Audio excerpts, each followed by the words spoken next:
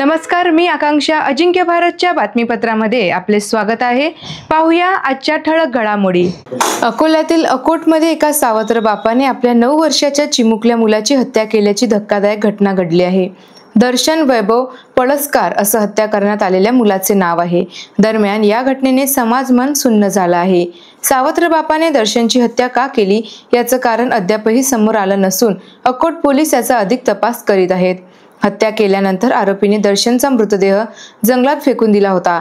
सूत्रांनी दिलेल्या माहितीनुसार सावत्र मुलगा भविष्यात संपत्तीत हिस्सा मागणार या संशयातून सावत्र बापाने त्याच्या मित्राच्या मदतीने हत्या केल्याची माहिती मिळत आहे. आकाश साहेबराव कान्हेरकर असं मारेकरी सावत्र बापाचं नाव आहे. याशिवाय गौरव वसंतराव गायगोले असं मारेकऱ्याला मदत करणाऱ्या साथीदाराचे नाव आहे. अकोट पोलिसांनी दोघांनाही अटक करून त्यांच्या विरुद्ध खुनाचे गुन्हे दाखल केले आहेत.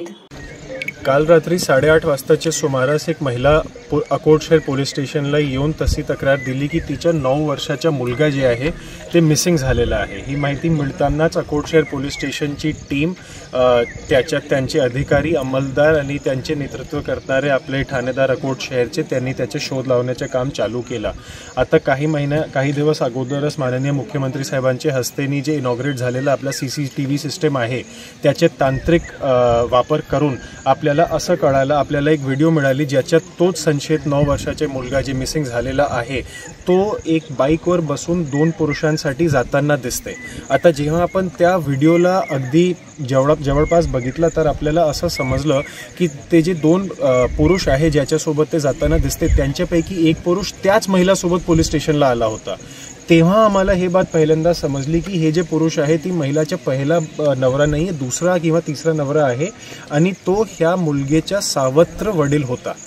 जसंच आम्हाला ही माहिती समजली की तेच ह्यांना घेऊन गेलेलं आहे, आम्हाला म्हणजे आपले अनुभवी पोलीस अधिकारी असल्याने आपल्याला समजून जाते की ह्याच्यात काही ना काही मोठा प्रकरण असण्याची शक्यता असते. तेव्हा मी सुद्धा पोलीस स्टेशनला दाखल झालो रात्री 12 वाजताच्या सुमारास आणि तेव्हापासनं ह्या गुन्ह्याचा तपास अधिकारी म्हणून मी स्वतःहून घेतला. त्याच्यानंतर मागचे आपण सर्व बघतच आहे. आपण इथे जे पहाडी टप्पा आहे अकोट आणि अमरावतीचे बॉर्डरवर शहानूर सँक्च्युरी जे आहे ते इथून जवळपास 10 ते 12 किलोमीटर असेल, जे मोठे मेळघाट टायगर रिझर्वचा एक भाग आहे. त्या टप्प्यामध्येच आपल्याला हे जे आरोपी आहेत ते जे संशयित इसम जे आरोपी आहे ते म्हणत होते की त्यांनी कुठेतरी जे मुलं आहे त्याचे इस्माला त्याची बॉडीला इथे कुठेतरी टाकलेलं आहे. तर मागचे 10 तासपासून सातत्याने अकोट उपविभागचे जे आपले पोलीस अधिकारी आणि अंमलदार आहेत ते अकोट ग्रामीणचे असो किंवा अकोट शहरचे असो त्यांनी परिश्रम घेऊन ते बॉडीला फायनली शोधलं आहे आणि त्या बॉडीला आपण शोधून त्याला PM आणि इन्क्वेस्ट आणि इतर कार्यवाहीसाठी पुढे अकोटला पाठवलेलं आहे. हे अत्यंत दुःखदायक घटना आहे, परंतु ह्याच्यात अकोट आपले पोलीस टीमनी जे परिश्रम घेतलेला आहे त्याचे मागे एकच कारण आहे की आम्हाला सर्वांना त्या 9 वर्षाच्या मुलासाठी इन्साफ पाहिजे आणि आम्हाला ते न्याय पाहिजे आणि आपली हाच धारणा राहते, आपला हाच हेतू राहते की आपण लवकरात लवकर 10 ते 12 पुढचे 1 किंवा 2 आज किंवा उद्या जास्तीत जास्त करून आपण ह्याची चार्जशीट दाखल करण्याचा प्रयत्न करू. आत्तापर्यंत आपण जे काही कारवाई केलेली आहे ते नवीन जे कायदा आहे BNSS ज्याच्यातले भरपूर काही स्ट्रिक्ट प्रिकॉशन्स दिलेले आहे. प्रत्येक गोष्टीची व्हिडिओ रेकॉर्डिंग झाली पाहिजे, प्रत्येक गोष्टीच्या एक ई-साक्ष म्हणून ॲप दिलेला आहे, वेगवेगळे प्रोसिजर्स दिलेले आहे. आत्तापर्यंत जे काही आपण केलेलं आहे ते सर्व त्या प्रोसिजर्सला मनात धरूनच केलेलं आहे आणि आमची अशी आशा आहे की पुढे सुद्धा आपल्याला ह्या केसमध्ये चांगले रिझल्ट्स दिसण्याला भेटणार आहेत. धन्यवाद. अकोल्यातील रेल्वे स्टेशनवर पुणे अमरावती एक्सप्रेसच्या शौचालयात एक व्यक्ती मृतावस्थेत आढळून आल्याने खळबळ उडाली आहे. रमेश चौधरी असं मृतकाचे नाव असून रेल्वेतील B2 या बोगीच्या शौचालयाचा दरवाजा उघडत नसल्याचे प्रवाशांकडून रेल्वे पोलीस आणि रेल्वे प्रशासनाला याची माहिती देण्यात आली. दरम्यान दरवाजा उघडताच रमेश महादेवराव चौधरी हे मृतावस्थेत असल्याचे आढळून आले. पोलिसांनी खात्री करण्यासाठी मृतदेह जिल्हा शासकीय रुग्णालयात अकोला येथे हलवले असता डॉक्टरांनी त्यांना मृत घोषित केले आहे. दरम्यान सदर व्यक्ती अमरावती जिल्ह्यातील असून मृतकाचा मुलगा राहुल चौधरी यांना फोनद्वारे माहिती देण्यात आली. मृतक रमेश चौधरी हे पुणे येथे त्यांच्या मुलासोबत राहत असल्याची माहिती समोर आली. यावेळी अर्धा तास एक्सप्रेस अकोल्याच्या रेल्वे स्टेशन प्लॅटफॉर्म क्रमांक 2 वर उशिराने उभी होती, तर पाहण्यासाठी रेल्वे प्रवाशांनी यावेळी गर्दी केली होती। अकोला शहरातील मोठी उमरी परिसरातील रेल्वे रुळाच्या बाजूला खड्ड्यात एक अज्ञात व्यक्ती पडलेला आढळल्याने खळबळ उडाली आहे। पोलिसांनी घटनास्थळ गाठून तत्काळ 108 रुग्णवाहिकेतून जखमीला उपचारासाठी रुग्णालयात हलवले। रुग्णवाहिका चालक मुकेश ढोके यांनी अतिवेगाने रुग्णवाहिका रुग्णालयात पोहोचवली, मात्र डॉक्टरांनी त्याला मृत घोषित केले। पोलिसांच्या तपासात मृतकाचे नाव पुरुषोत्तम वाकडे असल्याचं निष्पन्न झालं आहे।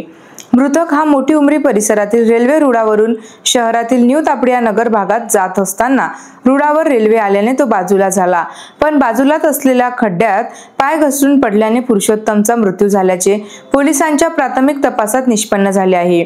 पोलिसांनी आकस्मिक मृत्यूची नोंद केली आहे। पुढील तपास सिव्हिल लाईन पोलीस आणि रेल्वे पोलीस करीत आहेत। फुल साईज विषारी घोणसमुळे झाली खळबळ। आज दिनांक 3 जुलै 2025 रोजी हा विषारी घोणस परड हा साप गौरक्षण रोडवरील चैतन्य कॉलनीत दिसून आला। मोठा उंदीर खात असताना अधिक थरारक दृश्य दिसत होते। अजगर समजून लोकांची गर्दी झाली होती। महेश गावंडे यांनी ताबडतोब सर्पमित्र तथा मानद वन्यजीव रक्षक बाळकाढणेंना बोलावले। बाळकाढणे यांनी प्रथम हा साप पकडला व भरणीत टाकला। सर्वात घातक व धोकादायक हा साप समजला जातो। अत्यंत अडचणीच्या ठिकाणी हा साप होता। हालचाल करणे कठीण होते, कारण लांबीने व जाडीनेही फार मोठा असलेला हा साप होता। घोणस राग आल्यास शेपटीपासून मानेपर्यंत सर्व शरीर हलवतो। ताकदवान व वजनदार असल्यामुळे हा साप पकडण्यासही कठीण असतो, कारण अशाही त्याच्या शारीरिक अवस्थेत जलद गतीने घोणस चावा घेऊ शकतो। विषारी घोणसचे दात 1 इंच लांब लवचिक असल्यामुळे याचा दंश सहसा हुकत नसतो, कारण राग खूप जास्त असतो। शहरी भागात फार कमी आढळतो, मात्र सापांचे आढळणे हे नैसर्गिकरित्याच बहुतांश अचंबित करणारे असतात। हा साप शेताच्या व जंगलाच्या किंवा नाला नदीच्या आसपास असलेल्या घरांमध्ये येण्याची दाट शक्यता असते। जून, जुलै, ऑगस्ट महिन्यात शहरी व ग्रामीण भागातील लोकांनी सुरक्षितता घ्यावी। कुकरच्या शिट्टीप्रमाणे आवाज काढणाऱ्या या सापांपासून दक्ष राहावे। सर्पमित्र तथा मानद वन्यजीव रक्षक बाळकाढणे यांनी हे वक्तव्य केलं आहे। उडान संकल्पनेतून गुणवंत विद्यार्थ्यांचा जिल्हा पोलीस अधीक्षक यांच्या हस्ते सत्कार करण्यात आला। अकोला जिल्हा पोलीस अधीक्षक अर्चित चांडक यांनी पोलीस अधीक्षक पदाचे सूत्र हाती घेताच ऑपरेशन प्रहारच्या माध्यमातून जिल्हाभरात गुन्हेगारी विश्वातील गुन्हेगारांना नाकी नऊ आणून सोडलं, तर दुसरीकडे उडान या संकल्पनेतून जिल्ह्यातील 10वी, 12वी व इतर नेटसेटमध्ये प्रावीण्य गुण प्राप्त केल्याने विद्यार्थ्यांचा गुणगौरव जिल्हा पोलीस अधीक्षक यांच्या माध्यमातून करण्यात आला। या दरम्यान विद्यार्थ्यांना नवी प्रेरणा मिळावी या उद्देशाने हा गुणगौरव सोहळा अकोला शहरातील एका सभागृहात करण्यात आला। कार्यक्रमाला शहर पोलीस उप अधीक्षक सतीश कुलकर्णी, खदान पोलीस स्टेशनचे ठाणेदार मनोज केदारे यांच्यासह शेकडो विद्यार्थी व त्यांचे पालक उपस्थित होते। वंचित बहुजन आघाडी पारस यांच्या वतीने बडनेरा नाशिक मेमो व शालिमार लोकमान्य टिळक टर्मिनल एक्सप्रेस या गाड्यांना पारस रेल्वे स्टेशनवर थांबा मिळावा यास श्रीमती इती पांडे, मंडल रेल प्रबंधक भुसावळ मंडळ व स्टेशन प्रबंधक रेल्वे स्टेशन पारस मार्फत वंचित बहुजन आघाडीच्या महिला जिल्हाध्यक्षा सौ आम्रपाली अविनाश खंडारे यांच्याकडून मागणी अर्ज देण्यात आला। 30,000ची लोकसंख्या असलेल्या पारस गावामध्ये असंख्य विद्यार्थी शिक्षणाकरिता जिल्ह्याच्या ठिकाणी अकोला येथे ये-जा करतात। तसेच गावात औष्णिक विद्युत केंद्र असल्याने कर्मचारी तसेच व्यापारी वर्ग दररोजचा प्रवास पारस येथे करतात।